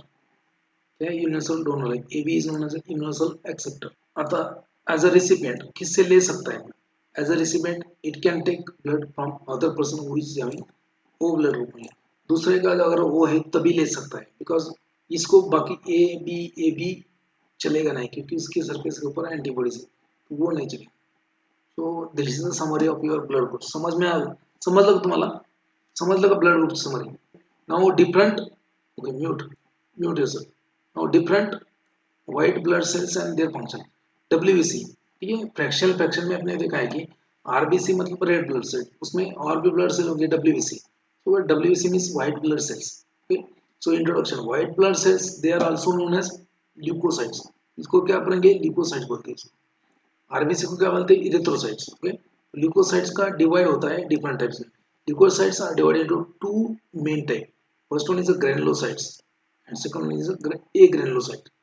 Granulocytes मतलब क्या, इनके सेल में क्या होगा, ग्रेनुल्स होंगे एंड सेल ग्रेनुल्स होंगे एंड न्यूक्लियस होगा। ओके, तो granulocytes means these are cell containing polymorphonuclear polymorphonuclear leukocytes. They are known as polymorphonuclear leukocytes. इसमें मल्टीपल न्यूक्लियस होंगे एंड ग्रैन्यूल्स भी होंगे, that's why they are known as polymorphonuclear leukocytes. तो इसके examples कौन होता है, याद रखो, examples of granulocytes, basophil, okay, basophil, eosinophil and neutrophils. ये एग्जांपल्स है आपके neutrophils, eosinophil and basophils, examples है आपके ग्रैनुलोसाइट्स के।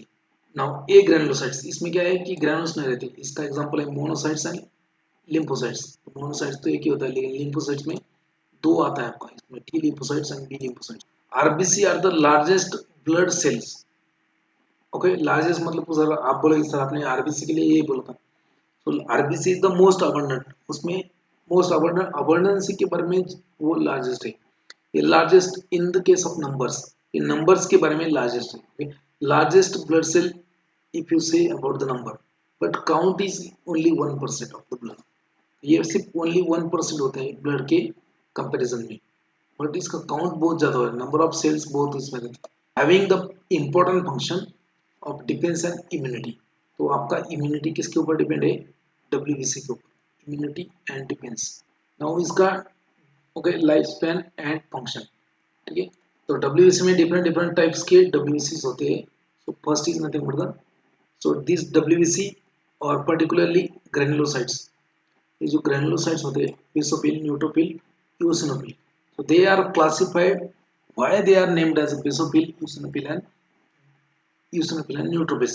तो उसको न्यूट्रोफिल, eosinophil और बेसोफिल क्यों बोलते हैं, उसका रीजन होता है। सो फर्स्ट पहले देखेंगे कि उनका डिफरेंशिएशन और उनका नॉमेनक्लेचर कैसे होता है, depending upon the staining, neutrophils, eosinophil and basophils, depending upon the staining, ठीक है। तो न्यूट्रोफिल्स, उसको न्यूट्रोफिल क्यों बोलते हैं, there is a staining of, उसके स्टेनिंग के लिए दो तीन डाई यूज करते हैं। तो डाइज मतलब colour, okay. So for example first लेते आपण eosinophil. Okay. So eosinophil, they are known as eosinophil because they are stained by eosin dye. ये eosin नाम का डाई होता है ये. ओके, ये एसिडिक डाई होता है. क्या होता है? Acidic. eosinophil are also sometimes known as acidophil. तो इसको एसिडोफिल भी बोलते हैं because they are stained by eosin dye. It is acidic in nature. That's why they are known as eosinophils. उसका उसका लाइफ स्पैन कितना होता है?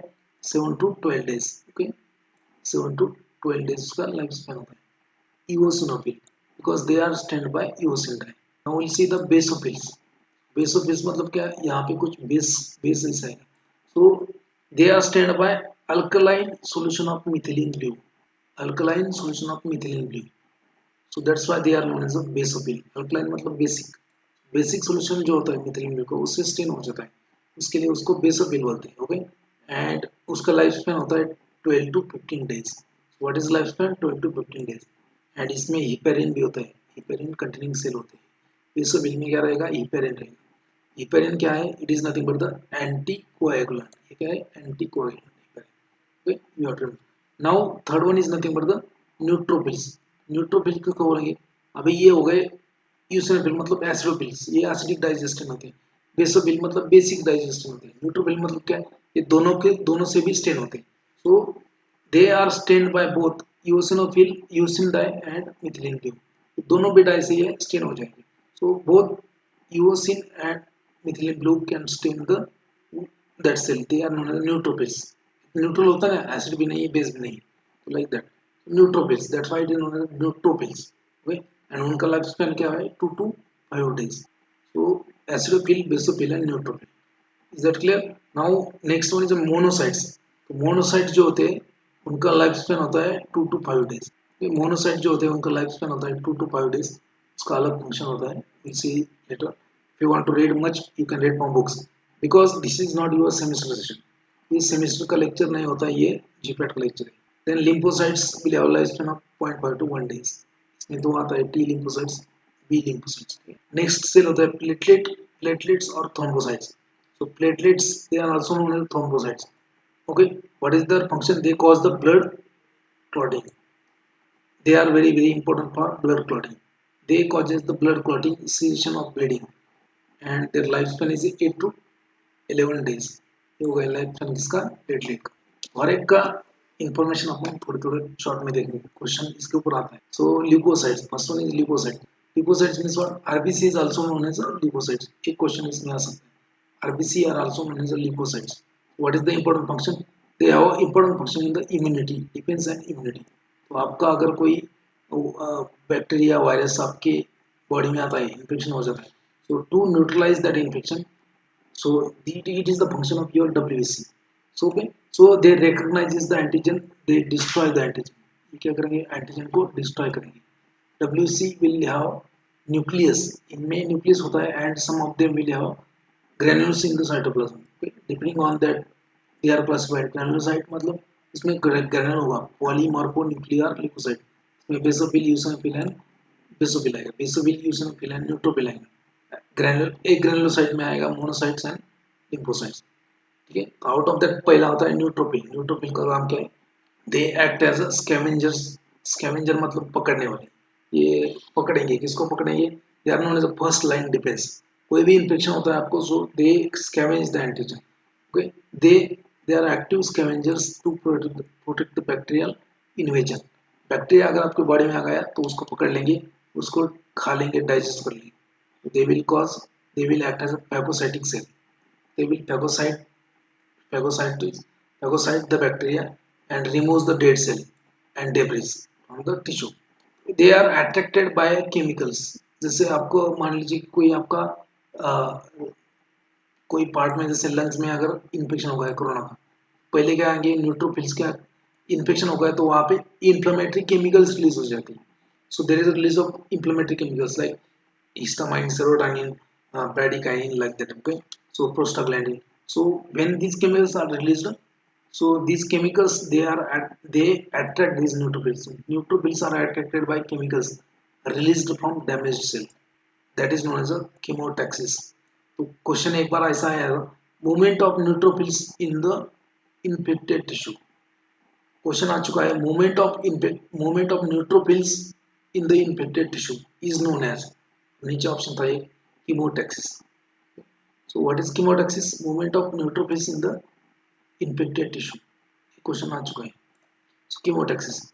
They are involved in the phagocytosis of the microbes in the invented tissue and granules of basophil contains lysozyme. जो basophil होते हैं उसमें granules जो होते हैं उसमें एक लाइसोजाइम होता है. लाइसोजाइम क्या है? Digestive enzyme. लाइसोजाइम क्या होता है? डाइजेस्टिव.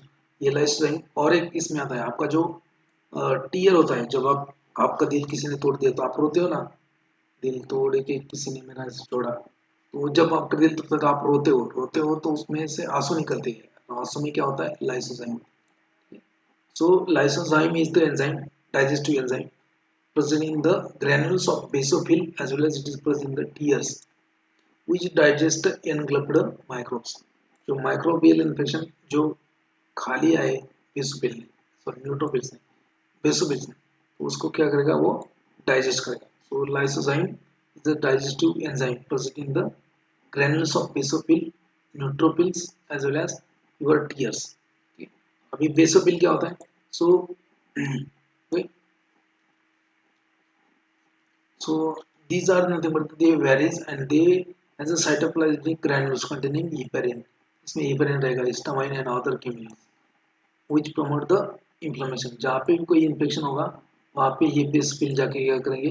ये केमिकल्स रिलीज करेंगे, histamine, heparin, okay, histamine, heparin and other inflammatory chemicals that will promote the inflammation. ये भी एक प्रोडक्टिव रोल होता है आपकी body. Then okay, eosinophil. Eosinophil, they are capable of phagocytosis first but less active than neutrophils. Okay, अभी देखो phagocytosis कौन करता है? Phagocytosis करता है आपका neutrophils and eosinophil.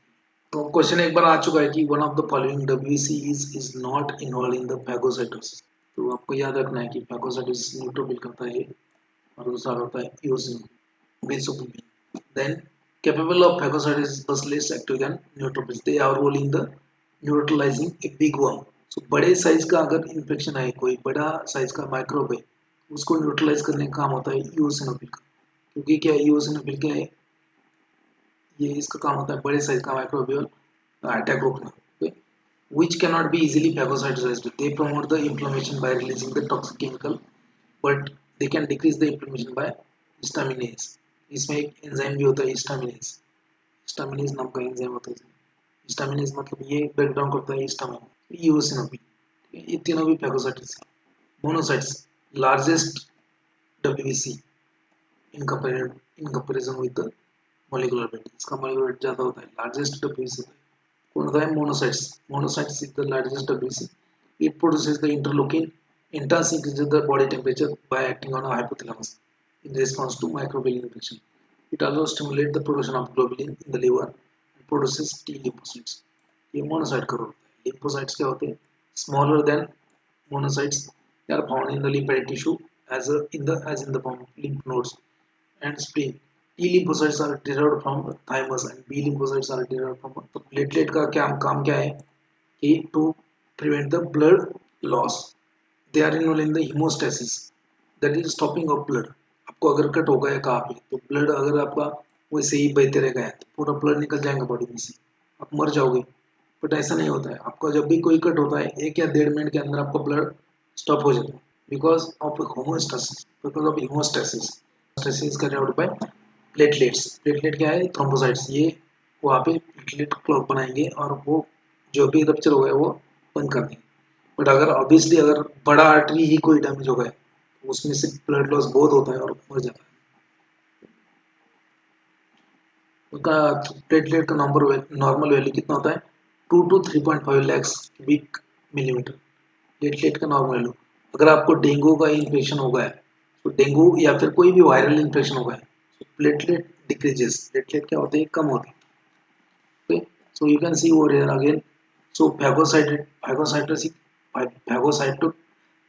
action of your neutrophils. Neutrophils से ये देखो अगर ब्लड में आपके माइक्रोब्स आ गए, ये माइक्रोब्स आ गए, न्यूट्रोफिल्स उसको वहाँ पे आ जाते हैं. So movement of neutrophils towards the infection known as a chemotaxis.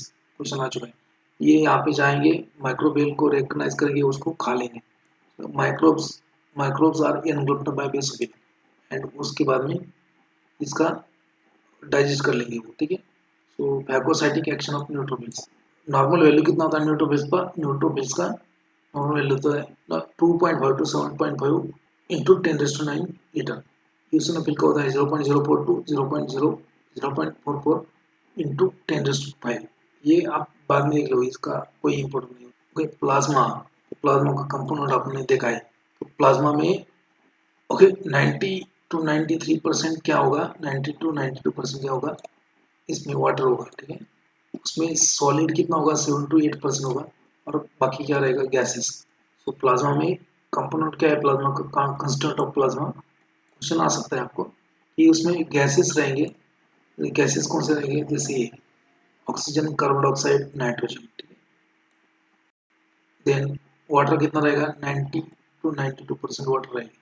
बाद में सॉलिड कंटेंट, सॉलिड कंटेंट में क्या क्या रहेगा, सॉलिड कंटेंट में ऑर्गेनिक कंपोनेंट रहेंगे, ऑर्गेनिक सब्सटेंसेस। उसमें plasma protein like albumin, globulin, पार्थेनोजेन, ठीक है। अमन उसमें ये रहेगा।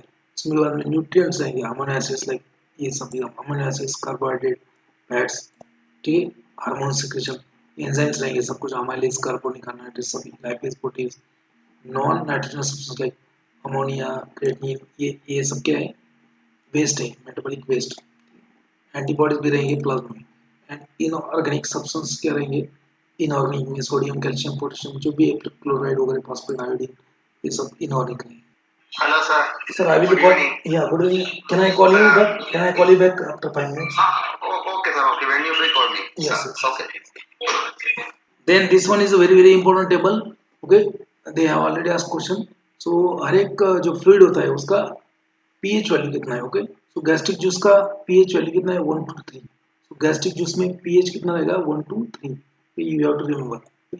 बाकी लेमन जूस का नहीं याद रखो तो लेमन जूस हो गया 2.3, विनेगर 3, ओके। कार्बोनेटेड ब्यूरेजेस जो आपका कोका कोला होता है, कोका कोला तो ना, तो जो आपका कोका कोला होता है या फिर थम्स अप हो गए, सो कार्बोनेटेड बेवरेज और soft drinks they will have pH in range of 3 to 3.5, ठीक है। देन ऑरेंज जूस का पीएच होता है 3.5, जो वेजाइनल फ्लूइड होता है उसका पीएच होता है 3.5 to 4.1, little bit acidic. Then tomato juice का 4.2, सेरेब्रल सीएसएफ का सेरेब्रल स्पाइनल फ्लूइड का होता है 7.2, ये बहुत इंपॉर्टेंट है, 7.4 पीएच है इसका सीएसएफ का, उतना ही ब्लड का होता है, ठीक है। पैंक्रियाटिक जूस में क्या आएगा, उसमें उसका पीएच रहेगा 7.1 टू 8.2। देखो बेसिक की तरफ जाएगा क्योंकि इसमें क्या है, प्रोटियोलाइटिक एंजाइम्स होते हैं, ट्रिप्सिन, कीमोट्रिप्सिन हो गए। गॉल ब्लैडर में जो बाइल जूस होता है उसका पीएच 7.6 to 8.6। कॉफी जो आप बनाते हो उसका पीएच होता है 5। यूरिन का पीएच पूछा है 4.6 to 8, एक रेंज में होता है। सलाइवा का पीएच कितना होता है, 6.35 to 6.85। मिल्क वगैरह 8.5, ये सॉरी मिल्क का 6.8, ठीक है। डिस्टिल वाटर का पीएच होता है 7, ठीक है। ब्लड का पीएच होता है 7.35 to 7.45, ये थोड़ा बेसिक रेंज की तरफ होता है ब्लड का पीएच। आप अगर ब्लड टेस्ट करोगे तो थोड़ा सा आपको खट्टा लगेगा बिकॉज ऑफ बेसिक पीएच में। देन सेमन का पीएच होता है आपका 7.20 to 6.6। मिल्क ऑफ मैग्नीशिया ये एसिड बेसिक होगा 10.5। सोडियम हाइड्रोक्साइड जो है उसका 14 होता है। टीयर्स का पीएच जो होता है 6.5 to 7.6, ठीक है। ये 3-4 पेज आपको याद रखना है, कौन से सबके याद नहीं रखो तो भी चलेगा।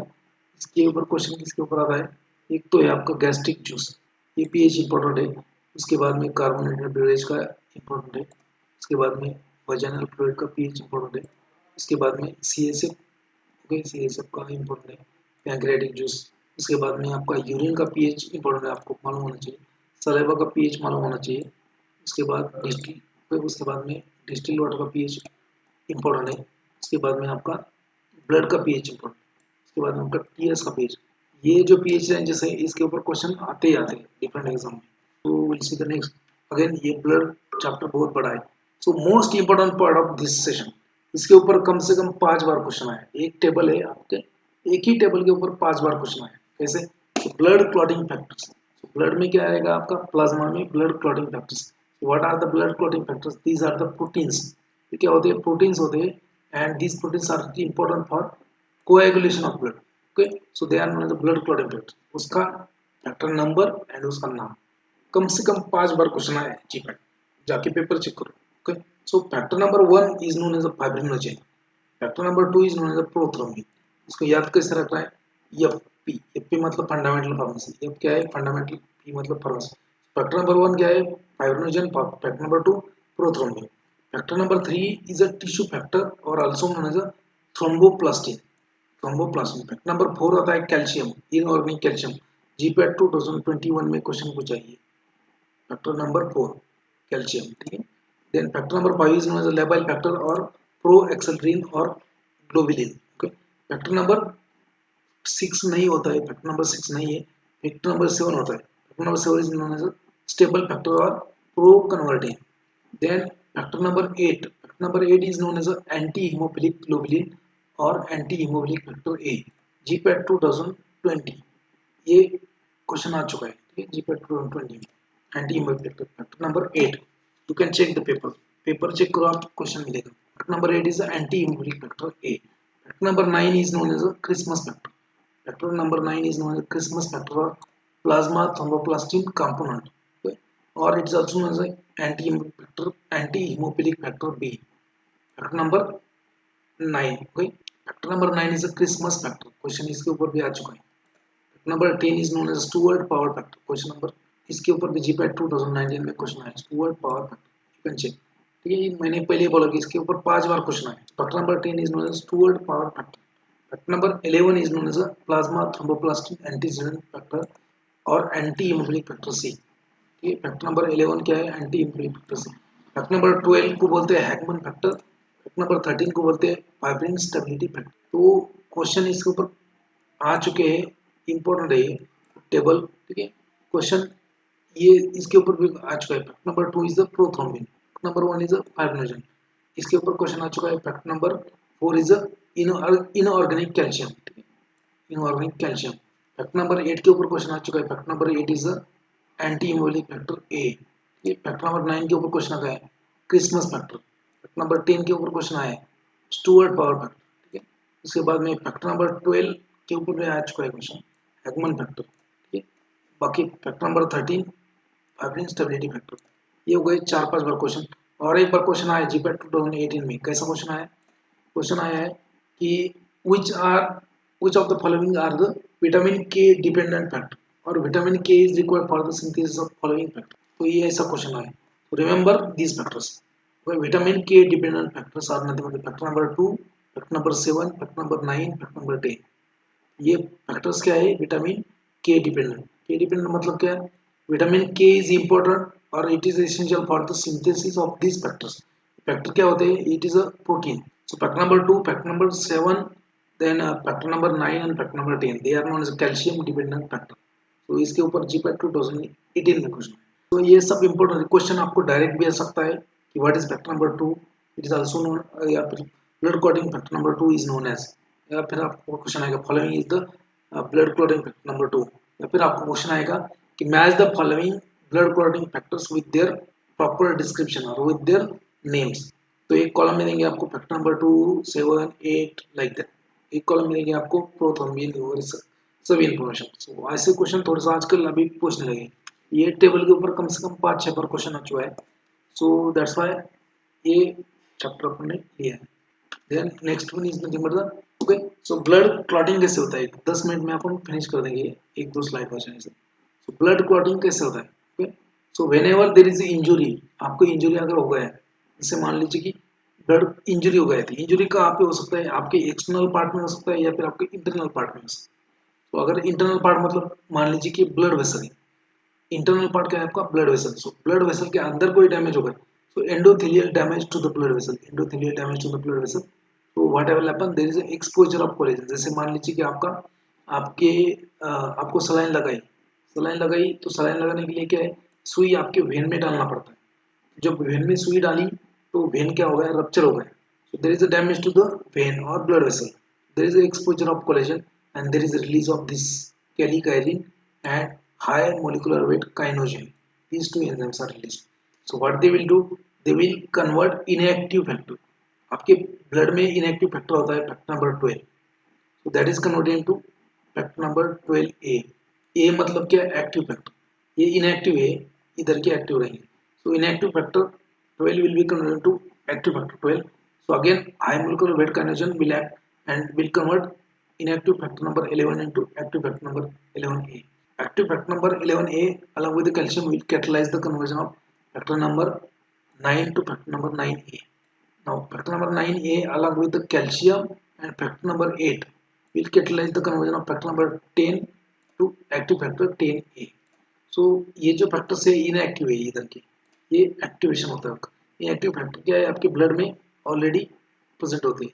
There is activation of this factors for clotting. ठीक है, तो ये series of activation will be there whenever there is damage to your blood vessel internal damage, there is activation of various blood clotting factors. ये inactive factors activation होंगे, ये active factors. Lastly ये factor number 10A 10 जो है 10A active factor 10A, so it will stimulate the prothrombin activator and prothrombin activator को stimulate करेगा। जैसे इसको बोलते हैं इंट्रिंसिक पाथवे। ये अगर इंटरनल कोई ब्लड वेसल को अगर कुछ डैमेज होगा तो इंट्रिंसिक पाथवे एक होता है आपके, मान लीजिए आपके एक्सपोरियर, जैसे आपका जो घुटना है, घुटने में लग गया तो घुटना डैमेज हो गया। Okay, so it is known as extrinsic pathway. Okay, जैसे आपको टिश्यू में क्या हो गया, ट्रॉमा हो गया, मतलब आपका टिश्यू डैमेज हो गया। So tissue, whenever there is a damage to tissue will release one factor known as a tissue thromboplastin. Okay, it will release the glycoprotein and phospholipids from the tissue membrane. So these glycoproteins will activate the factor number 8. So then inactive factor number 10 from your blood will be activated to 10A. 10A along with the calcium and factor number 5 will activate the prothrombin activator. और ये जो pathway है यहाँ से नीचे ये common रहेगा। Intrinsic as well as extrinsic pathway finally activate the prothrombin activator. Now this prothrombin activator will act on a inactive prothrombin and convert it into thrombin. Okay, thrombin will catalyze the conversion of inactive fibrinogen. ये inactive fibrinogen होता है आपके plasma में, इसका conversion कौन करता है, thrombin into fibrinogen A. fibrinogen A. Fibrinogen A is a insoluble. ये fibrinogen इनएक्टिव फाइब्रिनोजन ए होता है, वो प्लाज्मा में सोल्यूबल होता है, लेकिन आफ्टर एक्टिवेशन ये इनसोल्यूबल बनेगा, उसका पॉलीमराइजेशन होता है and there is a formation of loose strands और threads of fibrin and factor number 13 and calcium will again finally catalyse the formation of fibrin clot. ये आपकी क्लॉटिंग बन जाएगा, ब्लड आपका क्लॉट हो जाएगा। That's how there is a clotting. चाहे तो ये बाद में अपन फिर से ले लेंगे, एक जस्ट ओवरव्यू आपका लेक्चर का दे रहा। इसके ऊपर 2 बार क्वेश्चन आ चुका है, plasma proteins and their molecular wait.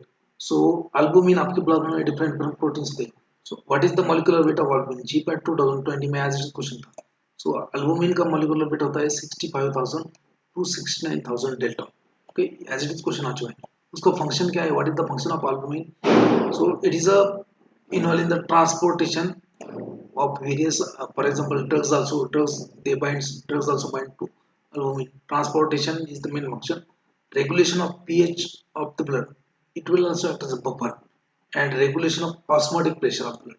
Osmotic pressure जो है blood का वो रेगुलेट करता है albumin. Okay, so remember molecular weight. GPAT 2020 में क्वेश्चन पूछा है, you can go and check the paper.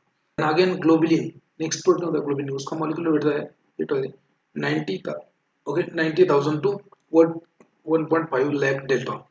Okay, globulin इसमें 2 होता है, alpha globulin, beta globulin. Okay, so both are involve in the transportation function and gamma globulin एक type होता है।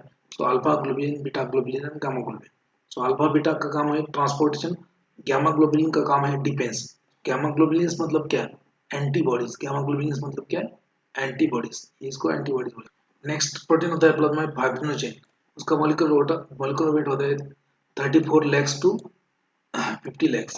तो फाइब्रिनोजन क्या है, it is a blood clotting factor.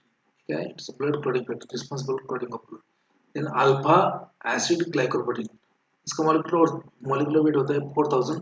It is also known as orosomucoid, it is also known as orosomucoid. ये इसके regarding question आ चुका है। Alpha 1 acid glycoprotein is also known as orosomucoid. It is a indicator of acute inflammation.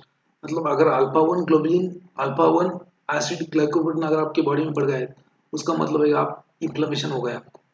Alpha 1 globulin हो गए, उसका molecular weight होता है 59,000 डेल्टा। ये अल्फा 1 एसिड ग्लाइकोप्रोटीन का मोलिकुलर वेट है 4000 और सो म्यूकाइड बोलते हैं उसको, इंडिकेटर फॉर इंफ्लेमेशन। अभी अल्फा 1 का ग्लाइको अल्फा 1 ग्लोबुलिन का होता है 59000, अल्फा 2 ग्लोबुलिन का होता है आपका 13400। It is also known as ceruloplasmin. ये भी क्वेश्चन आ चुका है। Alpha 2 globulin is also known as, it is known as ceruloplasmin. इसके ऊपर क्वेश्चन आ चुका है, डिटेल में अपन बाद में देख लेंगे। Then again lipoprotein. लिपोप्रोटीन मतलब इसमें टाइप्स होता है, ठीक है। High density lipoprotein, low density lipoprotein, very intermediate density lipoprotein. इसका 3 टाइप होता है। In large high density lipoprotein, low density lipoprotein, intermediate density lipoprotein and very low density lipoprotein, इसमें टाइप होता है। सो उनका molecular weight they are ranging from 20 lakhs to 34 lakhs। And what is the function, transportation of lipids. तो high density lipoprotein जो है उसमें सबसे कम cholesterol को ट्रांसपोर्ट करता है। लो डेंसिटी लिपोप्रोटीन वो सबसे ज़्यादा कोलेस्ट्रॉल को ट्रांसपोर्ट करता है, ठीक है। वेरी लो डेंसिटी लिपोप्रोटीन जो होता है वो सबसे ज़्यादा ट्राइग्लिसराइड को ट्रांसपोर्ट करता है। And that's why abnormal increase in the low density lipoprotein in your body, that is the that indicates you there is that increases the chance of atherosclerosis। Question एक बार आ चुका है कि one of the following lipoprotein increased level of one of the following lipoprotein is associated with the highest risk of atherosclerosis। तो lipoprotein कौन सा होगा, लो density lipoprotein. तो इसके टाइप होते हैं वो बाद में देख लेंगे। अगेन हीमोग्लोबिन का मोलिकुलर वेट कितना है, so it is a 64.5 thousand Dalton. So what is the function, transportation of. तो ये मोलिकुलर ये जो प्लाज्मा प्रोटीन है बहुत ही ज़्यादा इंपॉर्टेंट है। Then again different diseases of blood. तो डिसीज कितने होने चाहिए, लास्ट स्लाइड है। तो मेगालोब्लास्टिक एनीमिया, ठीक है। अगर ब्लड आपका मान लीजिए कि ये साइज आपका एक ब्लड सेल है, इसका साइज ये है, ये नॉर्मल साइज। अगर आपके ब्लड सेल का साइज अगर नॉर्मल से कम हो गया फिर नॉर्मल से ज़्यादा हो गया, बीच वाला नॉर्मल है तो इसको बोलेंगे नॉर्मोसाइटिक, इसको बोलेंगे माइक्रोसाइटिक, इसको बोलेंगे मैक्रोसाइटिक। जो नॉर्मल सेल है उसको बोलेंगे नॉर्मोसाइटिक, उसका नॉर्मल सेल का डायमेंशन नॉर्मोसाइटिक। अगर कम हो गए तो माइक्रोसाइटिक, ज़्यादा हो गए तो मैक्रोसाइटिक, ठीक है। तो मेगालोब्लास्टिक, मेगा मतलब ज़्यादा, blastic anaemia. So megaloblastic anaemia what is, increase in the size of your RBC due to deficiency of vitamin B12 and folic acid, abnormally large sized RBC found in blood known as a megaloblastic। Now pernicious anemia, it is the most common form of anemia known as vitamin B12 deficiency anemia। Question as it is आ चुका है, vitamin B12 deficiency anemia is known as pernicious anemia। Question आ चुका है, ठीक है। Aplastic anaemia मतलब क्या, aplastic anaemia. So because of the result, because of the it result because of the bone marrow suppression और bone marrow failure। तो बहुत सारे ड्रग्स होते हैं जैसे एंटी कैंसर ड्रग हो गया, एंटी कैंसर ड्रग्स, या फिर आपका है ना, बहुत सारे ड्रग्स होते हैं। प्लास्टिक एनीमिया करने वाला क्लोरामफेनिकोल एक ड्रग है, एंटी कैंसर ड्रग्स है, ठीक है। या फिर जो भी सल्फा ड्रग्स वगैरह होते हैं they causes aplastic anaemia, मतलब they suppresses the bone marrow to synthesise the RBC, RBC का सिंथेसिस कम होने नहीं। So aplastic anaemia. Then thrombocytopenia means low platelet count, cytotoxic drug or anti-cancer drug or anti-inflammatory drug, anti-conversion drug, they causes the aplastic anemia। Anti-conversion drug like for example आपका जो phenytoin होता है, तो phenytoin भी aplastic anemia करता है, ठीक है। आपका जो क्लोरामफेनिकोल होता है एंटीबैक्टीरियल ड्रग वो भी करता है, फिनाइलमिथाजोन जो होता है वो भी करता है, इंडोमिथाजोन जो होता है वो भी करता है, ठीक है। एंटी कैंसर ड्रग तो सभी करते हैं। aplastic anemia adverse effect. और हिमोलाइटिक एनीमिया, हिमो मतलब ब्लड, लाइटिक मतलब ब्रेकडाउन। सो ब्लड का ब्रेकडाउन होता है जिसमें ऐसा कौन सा anaemia, so breakdown of blood due to destroying of RBC permanently because of the overactive abnormal function of spleen, because of that hemolytic anemia। then congenital hemolytic anemia, congenital मतलब hereditary। इसमें क्या है कि बचपन से ही या फिर बाप दादा से ही उसका डिफेक्ट आएगा। congenital मतलब due to genetic abnormality leads to synthesize the abnormal hemoglobin molecule। Normal haemoglobin molecule नहीं बनेगा, एबनॉर्मल मॉलिक्यूल। तो उसकी वजह से क्या होगा, increase in the red cell membrane permeability, RBC का सेल मेम्ब्रेन का परमेबिलिटी बढ़ जाएगा and reducing the capacity to carry the oxygen known as a congenital haemolytic anaemia. Sickle cell anaemia, इसमें क्या होगा कि आरबीसी का सिकलिंग हो जाएगा, आरबीसी का साइज क्या होगा, कम हो जाएगा। abnormal hemoglobin molecule is synthesized in this sickle cell anemia and when oxygenated RBC when जो हीमोग्लोबिन है वो जो ऑक्सीजन को कैरी करेगा तो उसका आरबीसी का सिकलिंग होगा, सिकल शेप में बन जाएगा। वो आपको दिखा होगा नेक्स्ट स्लाइड में। थैलेसीमिया क्या होता है? Thalassaemia means there is inability of blood to coagulate. अगर आप किसी का ब्लड कोआगुलेशन नहीं होता तो उसको बोलेंगे तो inherited. Thalassaemia is nothing but the inherited condition of common in the Mediterranean region. So abnormal hemoglobin production which turns in the erythropoiesis and stimulate the hemolysis. That is thalassemia. Then polycythemia means क्या? मैंने पहले ही बोला है abnormal increase in the RBC known as a polycythemia. Leukopenia मतलब क्या? Decrease in the leukocyte level. Total blood leukocyte count is less than 4000 cubic millimeter. Neutropenia मतलब क्या? abnormal action of the circulating granulocytes. Leukaemia मतलब क्या? It is cancer, blood cancer. तो और एक होता है कि जो बेबी होता है, so suppose that some pregnant lady is there and he conceived, okay, और उसके जो जैसे मान लीजिए कि कोई कपल है और उसका जो मेल पार्टनर है उसका ब्लड है RH पॉजिटिव, रिसस पॉजिटिव हो गए, सो RH पॉजिटिव है फादर, और जो लेडीज है या फिर जो भी फीमेल पार्टनर है उसका ब्लड है RH नेगेटिव, ठीक है। सो सपोज उन्होंने बेबी रखने का, ओके, पहले कंसीव हो गया उनको, कंसीव होने के बाद में पहला बेबी जो बने, ठीक है। सो मान लीजिए कि बेबी जो है वो इनका कैरेक्टर लेके आता है फादर का, so baby carries the RH positive characters of father. Then baby is present in the womb of mother. Mother is RH negative. So what happens? So it is inherited from father. Now what happens is so this lymphocytes or WBC from mother from placenta goes in the placenta. Fetal मतलब जो बच्चा है उसका तो RH positive है, mother का RH negative है, तो उसमें मदर में क्या होता है कि एंटी RH एंटीबॉडीज बनते हैं, एंटी RH एंटीबॉडीज बनते हैं मदर में, क्योंकि बच्चा जो उसके पेट में वो क्या है RH पॉजिटिव है। तो RH पॉजिटिव क्या है इसमें ये, क्योंकि ये RH नेगेटिव है तो उसके RH नेगेटिव है तो उसके एंटी RH पॉजिटिव एंटीबॉडीज है उसमें, तो ये एंटीबॉडीज, ओके, तो ये एंटीबॉडीज रहते हैं उसके ब्लड में।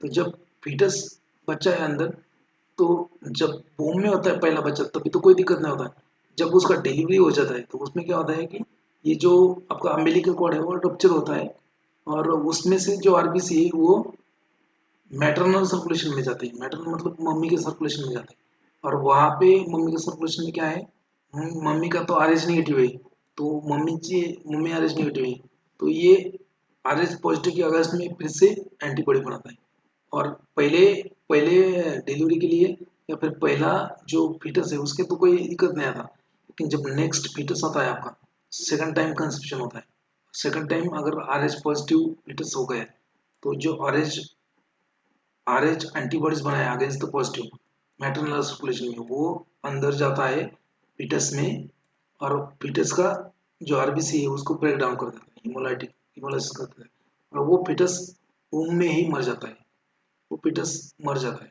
सो that is known as a hemolytic disease due to the different RH incompatibility, okay, due to RH incompatibility in the mother and fetus, so hemolytic disease, okay.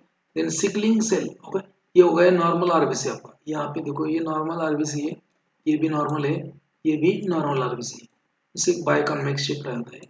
अगर आपका RBC कुछ ऐसा बन गया, नेलिंग हो गया उसका, तो उसको बोलते हैं sickling of RBC and this is known as sickle cell anaemia, sickle cell anaemia, sickle erythrocyte.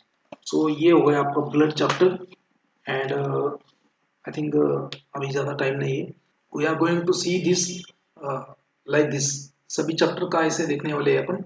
You can join this course GPAT NIPER 2023 2024 25 course, ठीक है। इसमें क्या होगा, अपन लेक्चर्स लेने वाले Wednesday, okay, Wednesday Friday, sorry Wednesday Saturday and Sunday, 3 दिन lecture लेने वाले, वेनसडे सैटरडे एंड संडे। तो वेनसडे को लेक्चर होगा आपका 5 to 7 PM, सैटरडे को भी 5 to 7 PM, संडे को 2 बार होगा, मॉर्निंग में होगा 11 to 1 PM एंड आफ्टरनून में 4 to 6 PM होंगे। तो इसमें सब्जेक्ट वाइज और चैप्टर वाइज सेशंस रहेंगे अपने। पूरे। और स्टडी मटेरियल जो है मेरे दोनों बुक्स है आपको, स्टडी मटेरियल में आपको in the form of hard copy ये मिल जाएंगे आपके एड्रेस की। तो ऑनलाइन टेस्ट सीरीज भी इसमें इंक्लूड है एंड एवरीथिंग का ये पूरा का पूरा जो सब कुछ है उसका कॉस्ट है 8,000 रुपीज़। और इसका वैलिडिटी रहेगा 1 साल, या फिर आपको अगर कंटिन्यू भी करना है तो आप कंटिन्यू भी कर सकते हैं। There is no need to pay much. आप ये इतने इतने में ही आप लाइफ टाइम भी कर सकते हैं।